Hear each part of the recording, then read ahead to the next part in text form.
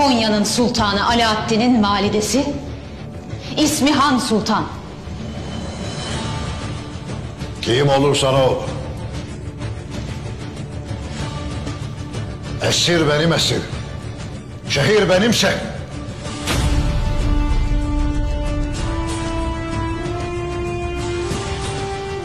Burada yalnızca benim hükmüm geçer.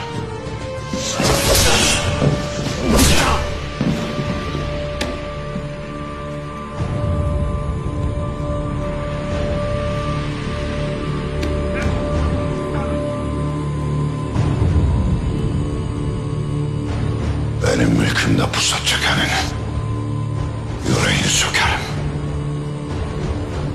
Osman Bey! Haddini bilesin.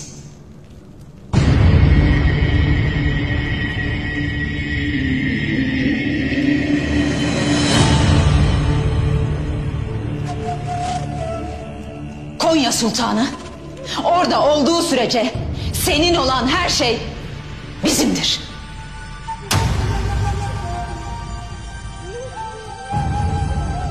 Pusat çektiysek mülkümüzdeyiz demektir. Sakın ha. Sakın.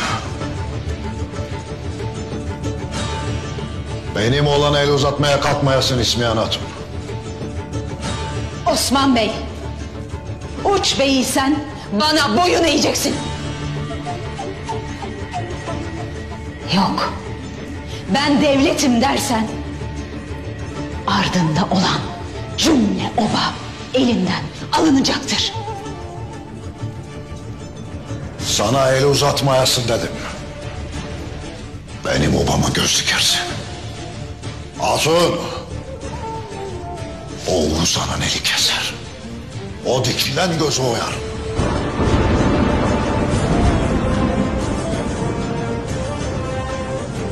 Herkes haddini bilecek.